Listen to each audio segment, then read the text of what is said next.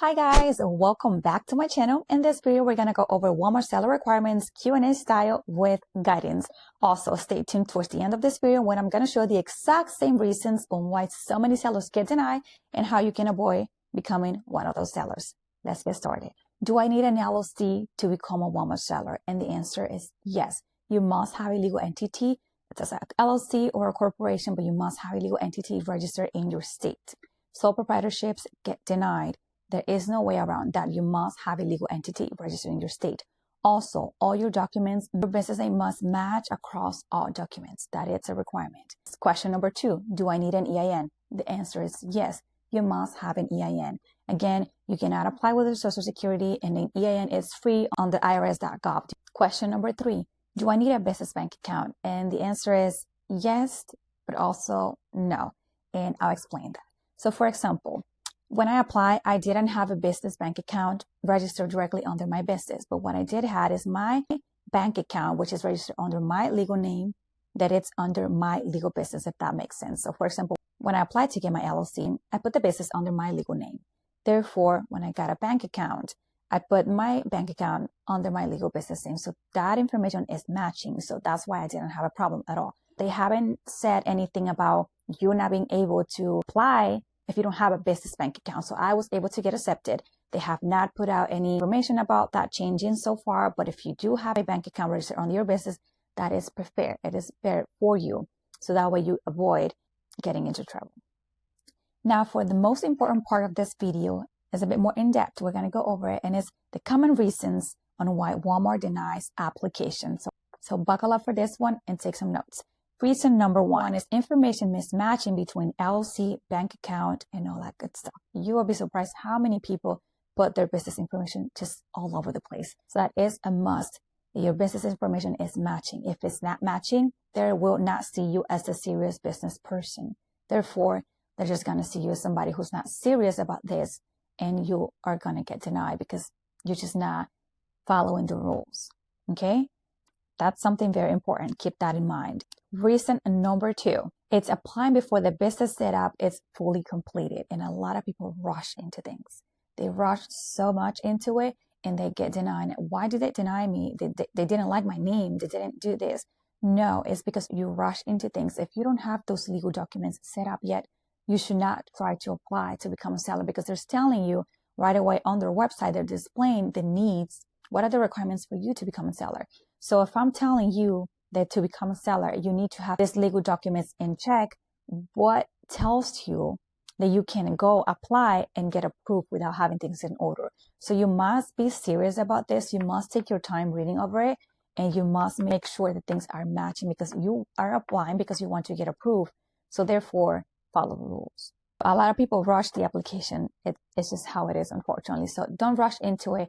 Take your time, making sure that everything is set up. And if you don't know, if you just have doubts, go to somebody, go online, just make sure that your things are on check. For reason number 3 on why people get denied is for having weak or vague answers on their application.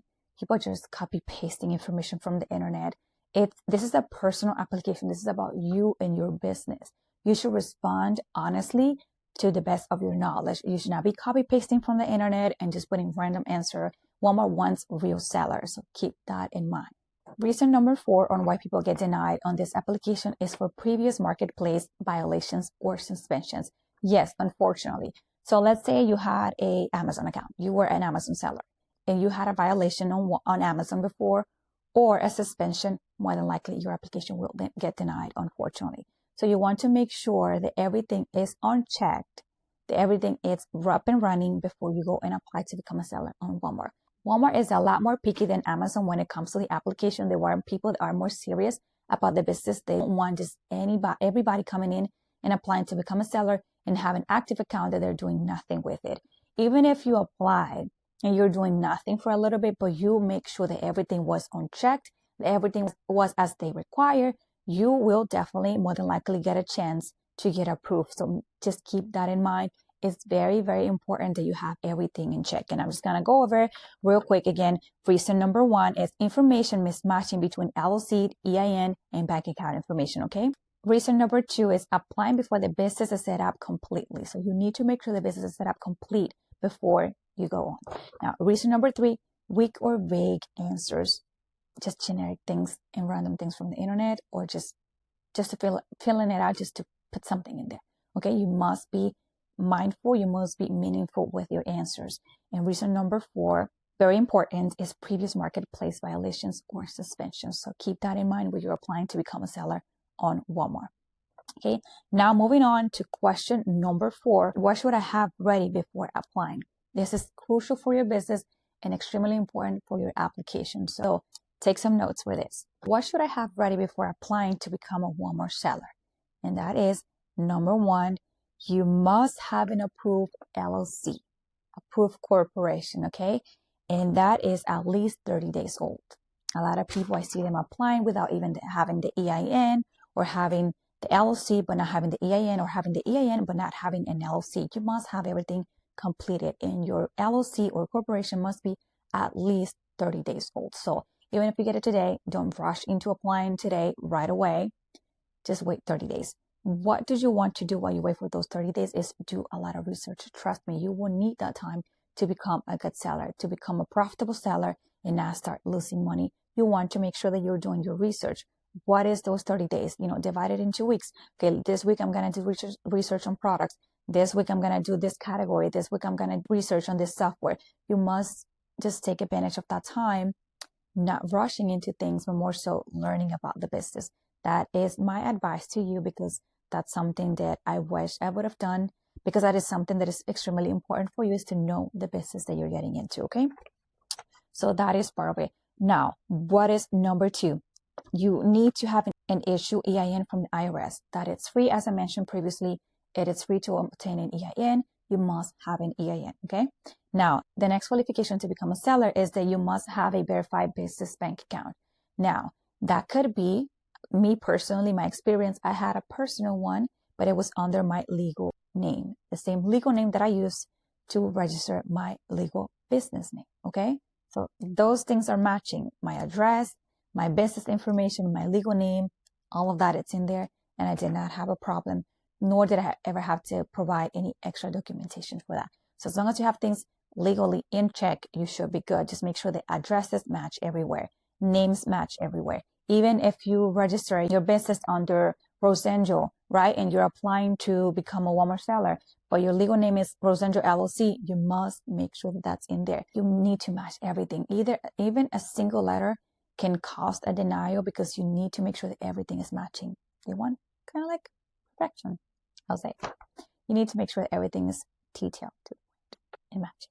Now, matching business information everywhere. We just went over that. Just make sure that you have that in check. Okay?